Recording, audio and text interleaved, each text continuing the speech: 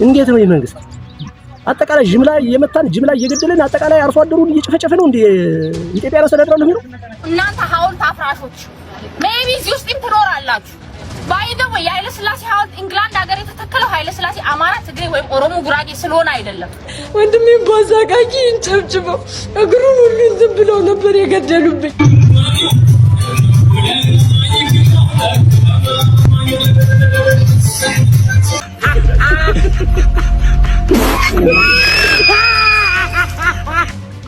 የእረፍት ቀንን በተመለከተ አርብ እንዲሆን ምክር ሐሳብ መቅረቡን ሰምተናል። መከላከያን አስቁሙልን፣ ዓለም አቀፉ ማህበረሰብ ድረስልን በማለት ዶክተር ደብረጽዮን ገብረሚካኤልና ቡድናቸው ይፋዊ ደብዳቤን ጽፈዋል። ሰላም በድጋሜ በአዳዲስ መረጃዎች ተመልሼ መጣሁኝ። በተለያየ ቦታ ተቃውሞ እየሰማን እንገኛለን። መንግስት ንጹሃኑን ነው እየገደለ ያለው ሲሉ አርሶ አደሮች ተናግረዋል። በአንዳንድ ቤተክርስቲያኖችም እንግዳ የሆኑ ነገሮችን እየተመለከትን እንገኛለን።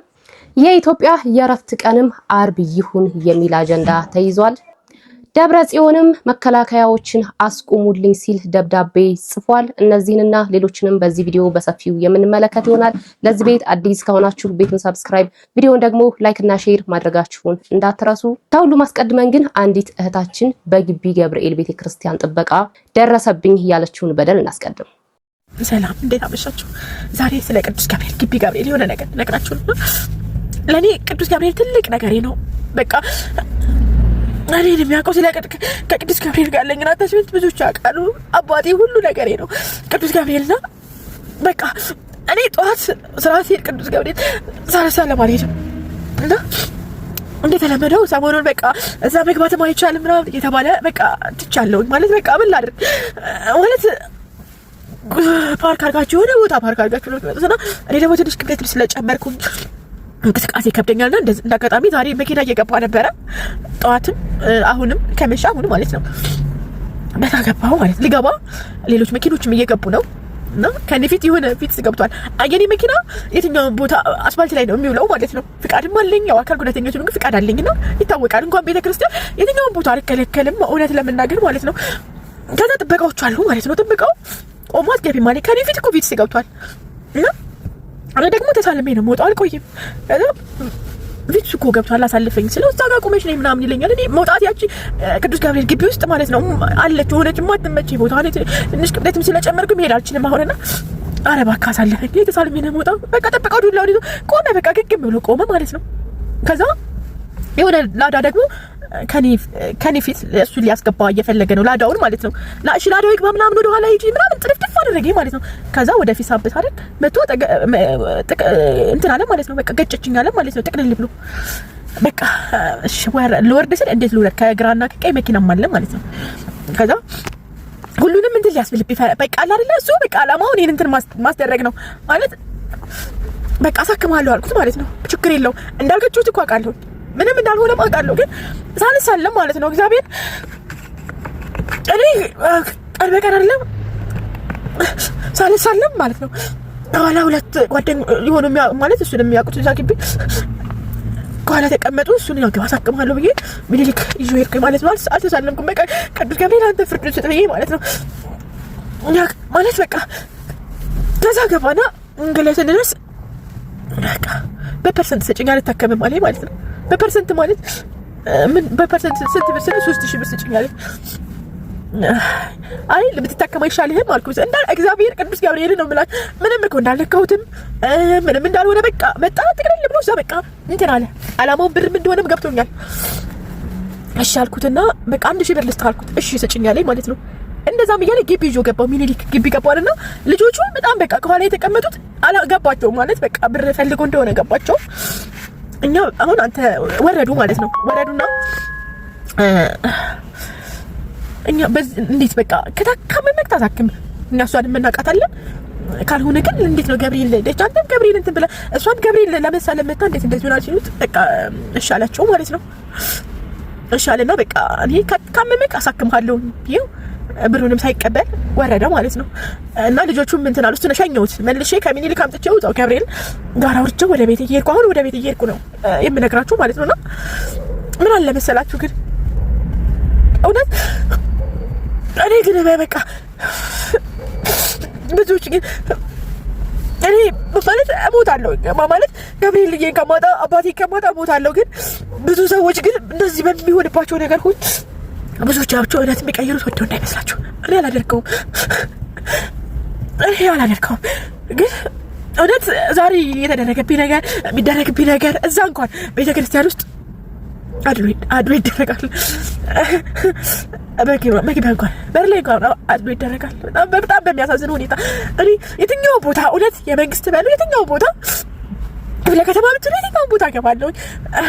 ምክንያቱም የሚያደርጉት መከላከያዎቹ ምናምን እንትን ያደርጋሉ፣ ይከለክላሉ፣ ያስባሉ። እነሱ እኔ መከላከያዎቹን አስፈቅጄ ብዙ ቀን ገብቼ አውቃለሁ፣ ተሳልሜ አውቃለሁ። እነሱ ግን እነሱ እና ምክንያት የሚያደርጉት ማለት ነውና ምን ልላችሁ ፈልጌ ነው መሰላችሁ? በጣም በቃ አልሄድም አባቴ እውነት በቃ ብዙ ከደጁ የሚያርቁ ሰዎች አሉ እዛ ቤተክርስቲያን ውስጥ በጣም ብዙ ሰዎች አሉ። እኔ ምን በቃ እንደንትና ያዩኝ እግዚአብሔር ግን ቅዱስ ገብርኤል ውስጥ ያውቃል። እኔ እግዚአብሔር ምናልባት እንደ ሰዎቹ ነጠላት ልባብሽ የሆነ ነገር ሆኜ ባገኙት አጋጣሚ ነው ገብርኤል የምገባው። ባገኙት አጋጣሚ ገብቼ የውስጤን ነገር ነው ስወጣ እሱ ስራውን ይሰራልኛል። በቃ ባገኙት አጋጣሚ ነጠላ ለብሼ በቃ የሆነ ነገር ሆኜ ለሾው ለማድረግ አይደለም የምገባው እና በጣም ከፍቶኛል ዛሬ እውነት።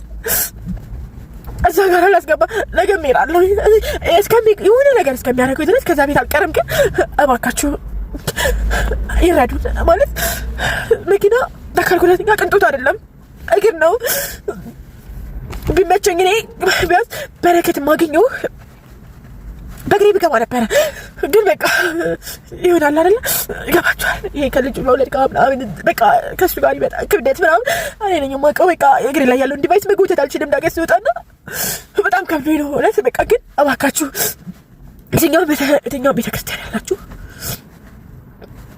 በእርግጥ እኔ እንደዛ ቦታ ቻሌንጅ የሚያደርጉኝ የሉም። ሌላ መኪና እያስገቡ ነው የሚከለክሉት። በቃ ሌላ ምናምን የሆነ ነገር መሆን የለበትም እና ይሄ ልነግራችሁ ነው።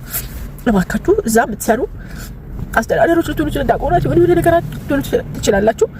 እኔ መንግስት የሆነ ነገራችንን ከሆነ መንግስት ጋር መከላከያ እንደዚህ ቀን ራሱ ሲሄድ ማለት ነው። አንድ ቀን እንደዚሁ ቀን ልሳለም ሲገባ ከለከሉኝና መከላከያውን አስፈቅጄ ገባሁ ማለት ነው። ግን እኮ ምንም እኮ አላለኝም። እሷ እንደዚህ ነው ፍቃድም አለኝ። እኔ ፍቃድም ስላለኝ እሱ ሳይዩ ግቢ አለኝ። በቃ እነሱ የዛን ያክል እዛ ቤተክርስቲያን ውስጥ ያሉት ሰዎች ግን በጣም ማለት ነው ምንም አይነት አሁን እንግዲህ ምንም ሳላደርገው ጥቅልል ብሎ ወድቆ እኔ የሆነ ነገር ውስጥ ለመክተት መሞከር ይሄ እግዚአብሔርን የሚያገለግል ሰው ለዛው ቅዱስ ገብርኤል ቤት ቅዱስ ገብርኤል እውነት ይቅር ይበላል፣ ሁላችንንም ይቅር ይበላል። በቃ እኔ በጣም ይገርማል። መቼም ገንዘብ ለማግኘት ተብሎ በዚህ ዘመን የማይደረግ ነገር የለም፣ የማይሆን ነገር የለም። በጣም የሚያሳዝነው ፓርት ደግሞ ይሄ ጉዳይ ቤተክርስቲያን ውስጥ ሲሆን ነው። አሁን ይቺ እህታችን እንዳለችው ከሆነ መረጃዋን እያሳየች መግባት ፈልጋለሁ እያለች ይሄ ሰው በዛም ሆነ በዚህ እየፈለገው ገንዘብ ነው፣ ብር ነው።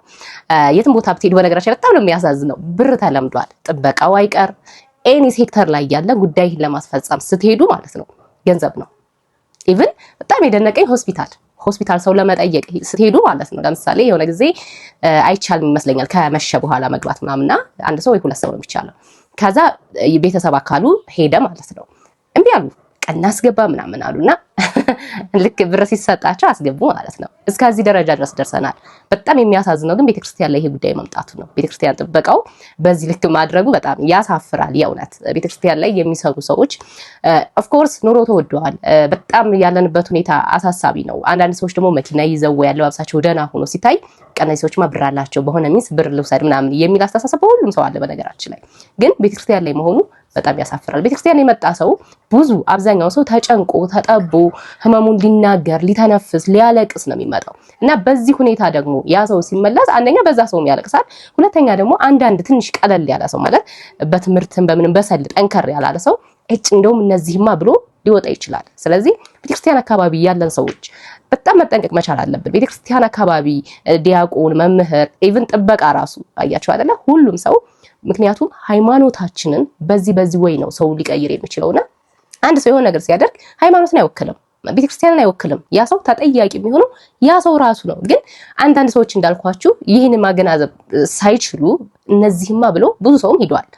እንዲሄዱ በር ይመቻችላቸዋል ማለት ነው። ሌላኛው ደግሞ ቤተክርስቲያን አካባቢ የሚቀጠሩ ሰዎች መጠናት መቻል አለባቸው። ከዚህ በፊት የጳጳሱ ጋርድ ፕሮቴስታንት እንደሆነ ነግረናችኋል። ፕሮቴስታንት እንደነበረ ሰው ማን ነው እዛ አካባቢ ያለው ቤተክርስቲያን አካባቢ ያለው ማን ነው? ጥበቃው ማን ነው? ጋርዶቹ ለማን ናቸው? ሲጀመር ጳጳስ ወይም ቤተክርስቲያን ሰው ጋርድ ያስፈልገዋል ብዬ አላምንም እኔ በበኩሌ ማለት ነው።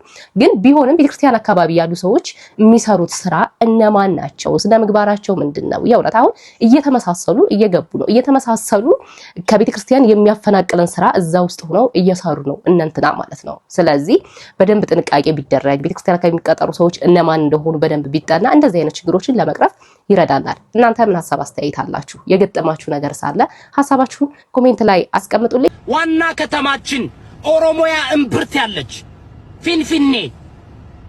ፊንፊኔ ያማችኋል እንዴ? ፊንፊኔ አዲስ አበባ። እንዲያውም ኦሮሞዎች ስወዳችሁ ቅን እኮ ናችሁ። አቤት አስባችኋል? አዲስ አበባ በአማራ ክልል ውስጥ ብትሆን ኑሮ ወይኔ ፋንድያ ማሃት ወይኔ አዲስ አበባ አስብ እስኪ ለአንድ ደቂቃ አስቡ። አዲስ አበባ በአማራ ክልል ብትሆንስ? አዲስ አበባ ጎንደር መሃል ላይ ብትሆን ኑሮ፣ አዲስ አበባ ጎጃም መሃል ላይ ብትሆን ኑሮ አማራው አያሰራም ነበር። አዲስ አበባ ግን ኦሮሚያ እምብርት ላይ መሃል ኦሮሚያ ላይ መሃል እኮ ነው ያለችው። መሃል ሰንተር አዲስ አበባ ማለት ፀሐይ ማለት ናት። መሃል ላይ ያለችው እንዳሉ የኦሮሚያ ክፍለ ሀገሮች የሚስከረከሯት አዲስ አበባን ነው። እንደዛም ሆኖ ግን እንከበር ነው ያሉት። በገዛ መሬታችን በገዛ እምብርታችን እንከበር፣ ምንም ችግር የለም። የኛ እምብርት ባደወይ እምብርት ለልጆቿ ነው አይደል? የሰው እምብርት የእናት እምብርት ለልጇ ነው የሚጠቅመው አይደል? እዚህ ጋር ሳይንስ ላስተምራችሁ። እኛ ስንወለድ ማለት ስንረገዝ በእናት ኦሮሞ አይደል? ከ10 ሺህ ዓመት በፊት የሰው ልጅ የሚመጣው ከውሃ ውስጥ ነው። ለ9 ወር በውሃ ውስጥ ነው ያለው። በውሃ ውስጥ ነው ያለው። የምተነፍሰው ከእናት እምብርት ጋር ስለተገናኘ ነው። ይሄ ገባ? ስለዚህ አዲስ አበባ የኦሮሞ እምብርት ናት ማለት ኦክሲጅንን መስጠት የነበረባት ለኦሮሞዎች ነበር። ነገር ግን ለሞላ ኢትዮጵያ ነው እየሰጠች ያለችው። 67% የኢትዮጵያ ኢኮኖሚ ከአዲስ አበባ ነው የሚወጣው፣ ከኦሮሚያ ነው የሚወጣው። አያችሁ። ግን ኦሮሞዎች ኦፍ ኮርስ አሉ የተወሰኑ ዘለት የሆኑ እናንተ ሐውልት አፍራሾች ሜቢ እዚህ ውስጥም ትኖራላችሁ። ባይደው የኃይለ ሥላሴ ሐውልት ኢንግላንድ ሀገር የተተከለው ኃይለ ሥላሴ አማራ፣ ትግሬ ወይም ኦሮሞ ጉራጌ ስለሆነ አይደለም። ኃይለ ሥላሴ ኢትዮጵያ የዓለም መንግስታት ህብረት አባል እንድትሆን ስላደረገ በሰራው ስራ ኢትዮጵያ አፍሪካ ህብረት እንዲመሰረት ትልቅ ስራ ስለሰራ ለታሪኩ ነው ሐውልት የተቀመጠው። ስለዚህ ያፈረሳችሁ ኢንግላንድ የሚገኘው ሐውልት የፈረሰው የኃይለ ሥላሴ ሐውልት አይደለም፣ የኢትዮጵያ ታሪክ ነው። ኃይለ ሥላሴን መቃወም መብት ነው። ታሪክን መቃወም ግን አትችሉም። ባይ ዘ ዌይ ምኒልክን የምትጠሉ ሰዎች ለሚቴሉ በእውነት የምሬን ነው የምነግራችሁ። ልትሰሙ ትችላላችሁ፣ እዚህም ልትኖሩ ትችላላችሁ። አይ ዶንት ኬር። ልንገራችሁ ታሪክ ምኒልክን የምትጠሉ ሰዎች ኢትዮጵያዊ ነኝ ብላችሁ እንዳታወሩ። ምክንያቱም ቢኮዝ ኦፍ ምኒልክ ዛሬ ነጥ አልገዛችሁ። ዛሬ ጀርመኖች ቀና ብለህ እኔ አልተገዛውም ምናምን ኩራተኛ ነኝ እያልኩ ታሪክን ማታውቁ ታባ የማና ድሬዳዋ የማናት እያልክ ስትጨቃጨቅ ያቺ የመጨረሻው ቀን መጣ። ሁሉም ባዶ እንዳትሆን ማለት ያቺ ትንሳኤ ወይንም ቂያማ የምትባለው ቀን መጣ። ሁሉም ፈራርሳ ባዶህን እርቃንህም ምንም ነገር ሳትይዝ ሰውን እንዳበጣበጥ ለፍርዱ ቀን ለዳግም ትንሳኤ ወይ ለየውም ቂያማ እንዳትቆም ማለት ነው። አላህን ፍራ። ይልቁንም ሁሉም ተሳስቦ ሁሉም ተዋደው ሁሉም ተፋቅሮ አንድ ላይ የሚኖርበትን ሀገር ፍጠር። አጀንዳ እየፈጠራችሁ ሰው አታጣሉ፣ አታፋጁ። በየቦታ ሰው አንዱ አንዱን እንዲሰጋ አንዱ አንዱን እንዲፈራ አታድርጉ። ባካችሁ እኛ የሰው ልጆች ነን። ተሳስበን ተዋደን አንድ ላይ የምንኖርባትን ሀገር እንፍጠር ኢንሻአላህ። መቼም የአዲስ አበባ ጉዳይ አንገብጋቢ ሆኗል። አብዛኛው ጥያቄ የኛ ነች አዲስ አበባ ኬኛ እየተባለ ይገኛል። ኦፍ ኮርስ የኦሮሞ ህዝብ በጣም የዋህ እናት ሁሉን አቃፊ የሆነ ህዝብ ነው። ነገር ግን አዲስ አበባን አዲስ አበባ እንድትሆን ያደረጋት ከሁሉም ብሔረሰብ የተውጣጣ ህዝብ ነው። እንደገናም ደግሞ ከዚህ በፊት የነበሩትን ነገስታት ብናይ ወይም ብንመለከት አዲስ አበባ የአፍሪካ መዲና እንድትሆንም ጭምር ያደረጋት ማን ነው ብለን ደግሞ ታሪክን ማገላበጥ ሊኖርብን ይችላል። አሁን ላይ ጉዳዩ የንትና ነው የከሌ ነው ማለቱ ሳይሆን አገራችን አዲስ አበባ ወይም ሴንትራል ማዕከላዊ ሆና የተቀመጠችው አዲስ አበባ ለምታለች፣ አሸብርቃለች፣ የአፍሪካ መዲና ሆናለች። እንደዚህ እንድትሆን ያደረጓት አዲስ አበባንም ጭምር ኢትዮጵያም አሁን ላለችበት ሁኔታ ወይም ላለችበት ሉዓላዊነት እንድትደርስ ያደረጓትም ጭምር ከተለያየ ብሔር የተውጣጡ የድሮ ጀግኖቹ አባቶቻችን ናቸው። ስለዚህ አሁን ላይ የኔ ነው የእንትና ነው ማለቱ አይበጅም። እንዲያውም በተቃራኒው ተከባብሩ ተዋዱ ያለውን ማህበረሰብ ስሜቱን መንካት፣ ጸብ ማጫር ነው ሊሆን የሚችለው። አዲስ አበባ ውስጥ ተወልዶ ያደገ ሰው አለ። አዲስ አበባ ውስጥ እትብቱ የተቀበረ ሰው አለ። ያ ሰው አሁን ወደ ኋላ ዘሩ ቢጠየቅ ያለበት ሁኔታ ቢጠየቅ ቤተሰቡ ቢጠየቅ ፒውር ኦሮሞ አይደለም ያ ሰው፣ በቃ የአዲስ አበባ ሰው ነው። ሀገር የት ነው ሲባል አዲስ አበባ ነው ሊል የሚችለው እንጂ ኦሮሚያ ክልል ወይም አማራ ክልል ወይም ትግሬ ክልል እያለ እንትን አይልም ማለት ነው። ያም ሆነ ግን ያንም ስንል እንደው ጊዜው አጥሮ ሳንፋቀር፣ ሳንዋደድ፣ ሳንቻቻል፣ ሳንከባበር ጊዜው አልፎብን እንዳንቀር እፈራለሁ። እውነት ነው። ተዋደን ተፈቃቅረን ተከባብረን ለመኖር እንኳን ጊዜ የለንም። ሁሌ እንደምላችሁ አይደለም ተጣልተንበት። መጀመሪያ ፊክስ ሊደረጉ የሚገቡ ብዙ ችግሮች አሉብን። ሰው እንብላ እያለ ነው፣ እናት ልብላ እያለች ነው። ቢያንስ በልቼ ልሙት የሚል ማህበረሰብ ነው ያለን። እስኪ እሱን መጀመሪያ ፊክስ እናድርግ። እስኪ እንብላ፣ መጀመሪያ እንብላ፣ እንጠጣ፣ እንልበስ። የሰው መሰረታዊ ነገሮች አሉ አይደለ? እሱን መጀመሪያ እናሟላ። እስኪ እንደ ማንኛውም ማህበረሰብ ወይም ከኢትዮጵያ ውጭ እንዳለ ሰው ለምግብ አንጨነቅ፣ ለምግብ አናልቅስ፣ ለልብስ አናልቅስ፣ ለመኖሪያ አናልቅስ። ቢያንስ እነዚህ መሰረታዊ ናቸው ተብሎ የሚታሰቡ ነገሮች እናሟላ መጀመሪያ፣ ሌላ ፈርዘር ከመሄዳችን በፊት። እዚህ እንድንሆን እያደረገን ያለው ደግሞ ይሄ የመጠላላት የዘረኝነት ችግር ነውና ይህንን ችግር ወይም ይህንን ሁኔታ ከልባችን አውጥተን ልንጥለው ይገባል። ይህንን አውጥተን የጣልን ቀን የእውነት ነው የምላችሁ የኢትዮጵያ ሉዓላዊነት ይመለሳል፣ ሰላም ይሰፍናል፣ ህዝቡን በልቶና ጠግቦ ያድራል እንደ ድሮ እንደነበረው ማለት ነው። ስለዚህ ወደ ነበርንበት እንመለስ። እንዴት ነው የመንግስት አጠቃላይ ጅምላ የመታን ጅምላ እየገደለን አጠቃላይ አርሶ አደሩን እየጨፈጨፈ ነው እንዴ ኢትዮጵያ አስተዳድራለሁ የሚለው? በጣም አስቸጋሪ ጫና ነው በእኛ በማህበረሰባችን ላይ ያለ በተለይ በአማራ ክልል ማህበረሰብ ላይ አሁን የፋኖን ኃይል አይደለም የሚመታ ያለ ጭራሽ ንጹህ ዜጋ ነው እየደበደበ ያለ። በየትኛው አቅጣጫ፣ በየትኛው ጎጥ፣ በየትኛው ቀበሌ ሻራታ የሚባል ጎጥ አለ። ትናንትም 4 ነው 5 ሞርተር ወደቀ። በአጋጣሚ የሚጎዳውን ጎዳ፣ የሚያመልጠው ደግሞ በክርስቶስ ጥረት በክርስቶስ ኃይል አምልጧል። ነገም እንደዚህ የሆነ ጅምላ እየተጨፈጨፍን ነው። አርሶ አደሩ እያለቀብን ነው። ኢትዮጵያን አማራ ክልል የሚያስተዳድረው አርሶ የሚቀልበው አርሶ የሚያስተዳድረው አርሶ አገሪቱን የሚመራው ማህበረሰብ እያለቀብን ነው። በአሁኑ ሰዓት አልቆብናል። ስለዚህ ይሄ መንግስት ሌላ የውጭ ዜጋም ቢሆን ገብቶ ወይም የውጭ መንግስት የሆነ አቅጣጫ ካልሰጠው በስተቀር እስከ 2 ወር ንጹህ አርሶ አደር ያልቃል ብዬ ነው ያስቀምጣል። ወሰዱብኝ ላይ መለሱልኝ። ወንድሜ ጋሮች ደሙን ሻይልሰዋል። ካርቶን አጣን የምናነሳበት ለ4 ሰው ነው ደሙ እጃችን ላይ እየፈሰሰ ተሸክመ ነው ወንድሜን ወደ ቤት የገባ ነው። በጣም ነበር የሚያሳዝነው። ወንድሜ በጣም ቆንጆ ወንድም ነበረ። በጣምም ልጅ ነው እና ርቦት ነው ምግብ ስጪኝ ሲለኝ ልሰጠው አልቻልኩም። በሰዓቱ ቤት ሲቃጠል እያየሁኝ ፍራቻ ላይ ነበረ። ቆይ ዘርዬ ቆይ ሰርተን እንበላለን እያልኩት ነው። በማዕከል ቤት ሲቃጠል ሮጠን ወጣ። ያለ ምንም ነገር ወንጀቱ ላይ ጠብዛ አድርግ ነበር። ወንድሜን በአዛጋጊ እንጨብጭበው እግሩን ሁሉ እንትን ብለው ነበር የገደሉብኝ። 2 ሰዓት የወደቀ ውሻ ደሙን ይልዘዋል ወንድሜ። በዚህ ሰዓት የፌዴራሉ ፖሊሱ እያየው ነበር ያለፈው። ልክ ብቻ ፋብሪካ ተመታ ሲባል ሮጦ ወጡ። እኛ ሰዎች አይደለን እንዴ? ለምንድን ነው እንዲህ ይደረገው? እና እኛም ግዴታ ሌላ እምነት ተከታይ መሆን አለብን ወይ? እና ከነሱ ጋር ምንም ያግባባንም ያስማማንም ነገር የለም። አይካኑ የመንግስት አካል አባቶቻችን መተዋል መላ ፈጥረው ወይ ለኛ ሌላ ሀገር ይስጡን። እኛ አሁንም እየኖርን አይደለም። እኔ ወንድሜ በጣም ነው የምወደው የነበረው። በጣም ከሁሉ ጋር ነበር ወንድሜን ወሰዱብኝ ላይ መለሱልኝ። ወንድሜ ጋሮች ደሙን ሻይልሰዋል። ካርቶን አጣን የምናነሳበት ለ4 ሰው ነው ደሙ እጃችን ላይ እየፈሰሰ ተሸክመ ነው ወንድሜን ወደ ቤት የገባ ነው። ፖሊስ ምን ሆናችሁ አላለም፣ ግን ቃል ለመጠይቅ ተሯሩጦ መጡ። ሀዘናችንን አልተካፈለንም መንግስት። አያችሁ አይደለ?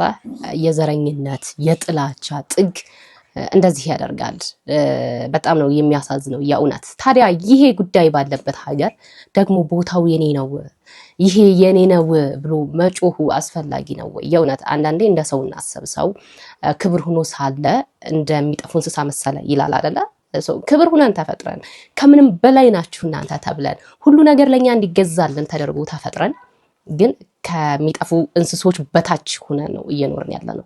ይሄ ጉዳይ ካልተስተካከለ እመኑኝ ከዚህ በላይ ጥፋት ይመጣል፣ ከዚህ በላይ ችግር ይመጣል። ስለዚህ ይሄ ነገር ሊስተካከል የሚችለው እያንዳንዳችን ውስጥ ያለ የዘረኝነት የጥላቻ ችግር ሲቀረፍ ነውና አሁንም ቢሆን ሰውነት ይቅደም። በቃ ሰው መሆናችን ይቅደም። እግዚአብሔር በአርአያውና በአምሳሉ የፈጠረን ሁላችንም ሰዎች ነን አይደለ? ስለዚህ እግዚአብሔርን እወደዋለሁ ወይም እኔ በሃይማኖቴ ጠንካራ ነኝ የሚል ሰው አጠገቡ ያለውን ወንድሙን ሊወደው ይገባል። ካጠገቡ ያለውን እህቱን ሊወድ ይገባል። ምክንያቱም የሚታየውን ሰው ያላከበርን ያልወደን የማይታየውን አምላክ እንዴት እንወዳለን ልንል እንችላለን? ስለዚህ አሁንም ቢሆን ደጋግሜ የምነግራችሁ የጥላቻ መንፈስ ከራሳችን ከእያንዳንዳችን ከግለሰብ ሁሉ መነቀል መቻል አለበት። መከላከያን አስቁሙልን፣ ዓለም አቀፉ ማህበረሰብ ድረስልን በማለት ዶክተር ደብረጽዮን ገብረ ሚካኤልና ቡድናቸው ይፋዊ ደብዳቤን ጽፈዋል። በትግራይ ክልል እየተንቀሳቀሰ የሚገኘው ህወሓት ከመከላከያ ጋር ጦርነት በመግጠም 4 ኪሎ ነው ወርሳለሁ የሚሉ ንግግሮችን ባለፉት ጊዜያት ሲያደርግ ቢቆይም አሁን ላይ ግን መከላከያ እያደረገብን ወይም ደግሞ እየወሰደብን ያለውን እርምጃ ዓለም አቀፉ ማህበረሰብ ያስቁምልን በማለትም መግለጻቸው ተሰምቷል። የፕሪቶሪያውን ስምምነት ፌደራል መንግስቱ ጥሷል። የተለያዩ የድሮን ጥቃቶችን ጨምሮ አደገኛ የሚባሉ ጥቃቶችንም እየፈጸመብን ነው። ስለዚህ ደግሞ ዓለም አቀፉ ማህበረሰብ ሊደርስልን ይገባል የሚል ጥሪን ያቀረበው ህወሓት በፌደራል መንግስቱና በሌሎች ዓለም አቀፍ ተቋማት ጭምር በተደጋጋሚ ወደ ሰላም እንዲመጣና በውይይት ችግሮቹን እንዲፈታ ጥሪ ቢቀርብለትም አይደለም በሰላም ሳይሆን በጦርነት ነው የምፈታው በማለት ከኤርትራና ከሌሎች ኃይሎች ጋር ጭምር በመጣመር ኢትዮጵያ ላይ ጦርነትን ለመፍጠር እየተንቀሳቀሰ ባለበት በዚህ ወቅት ላይ መከላከያ ለሚያደርገው እንቅስቃሴ በሰጠው ምላሽ ነው መከላከያ እየወሰደብን ያለውን እርምጃ አስቁሙልን በማለትም የገለጸው።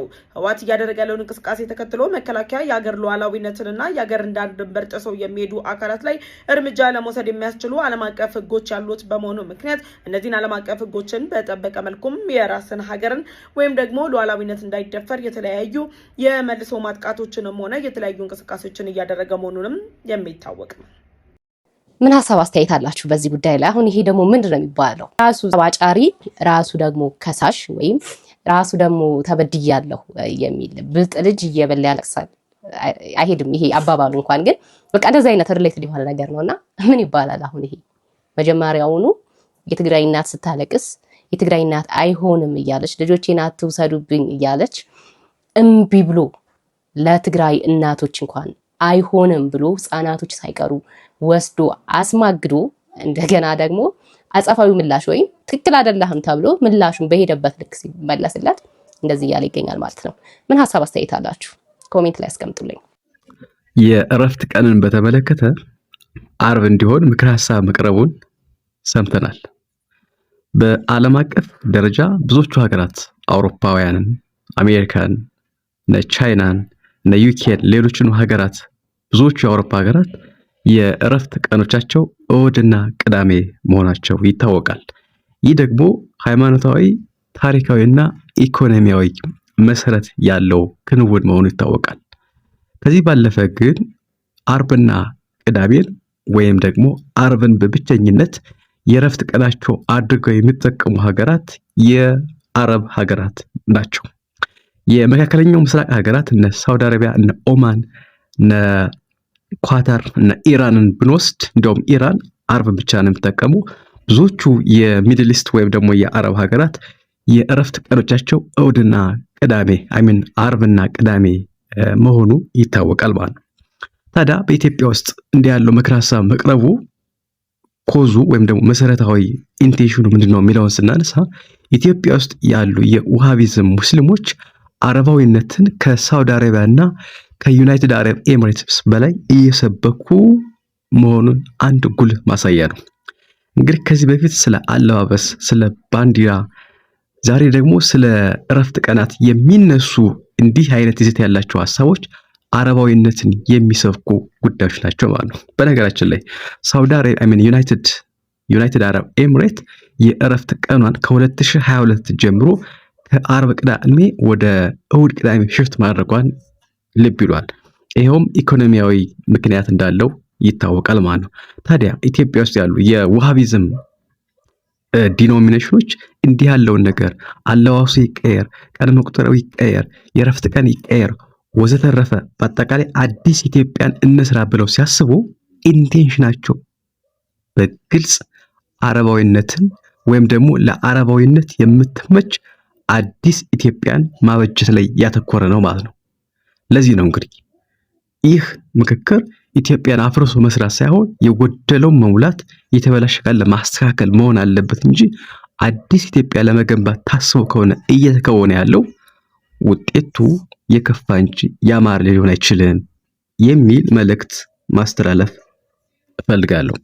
ጤና ይስጥልኝ። ዓላማው ሲጀመርም ምንም ነገር ብታዩ የሆነ አዲስ ነገር ሲመጣ ዘመናዊ እናደርገዋለን ወይም ኢትዮጵያን ይጠቅማል ተብሎ የሚመጣ ሐሳብ በሙሉ በደንብ አድርጋችሁ ካያችሁ ከክርስቲያናዊ እንትን ማስወጣት ነው። ተቻለ እንደተባለው ወደ እስላማዊ ወይም ወደ አረቢክ ያለበለዚያ ደግሞ ወደ ሰይጣኒዝም የሆነ ነገር ነው ማስተላለፍ የሚፈልገውና ተብሎ ደግሞ አሁን ምን አይነት ሐሳብ መጣ? የእረፍት ቀን ዓርብ ይሁን። ልክ እሁድን ለምንድን ነው የምናከብረው? ለተሰንበትን ቀዳሚት ሰንበትን ነው የተያያዘ ነው ከክርስቶስ ጋር ወይንም ከእግዚአብሔር ትእዛዛት ጋር የተያያዘ ነው። ስለዚህ ከዛ ማስወጣት ነው አዲስቷ ኢትዮጵያ የምትሆነው ማለት ነው። አዲስቷ ኢትዮጵያ ተብላ የምትታሰበው ከሃይማኖት ነፃ የሆነች ከባህል ነፃ የሆነች በቃ አውሮፓውያን የሚፈልጓት አይነት ኢትዮጵያ ነው። እሱን ደግሞ እያስኬዱ ያሉት እዚህ ውስጥ ያሉት ናቸው። እሱ ነው እኮ በጣም የሚገርመውና የሚያናደውም የሚያበሳጨውም። አንዳንዴ ከውጭ ኃይል የሆነ ነገር ሲመጣ ለመጋፈጥም ሆነ በአንድነት ተሰብስቦ ለመከላከል ይመቻል። ነገር ግን ውስጥ ላይ ያለው ነገር ደግሞ ያስፈራል። በየቦታው ውስጥ ሄዱ ውስጥ ላይ ያለው ነገር ኢትዮጵያን ለማፍረስ አልፎም ደግሞ ከሃይማኖት ነፃ ለማድረግ እየተካሄደ ይገኛል። እግዚአብሔር አምላክ ምሕረቱን ይላክ።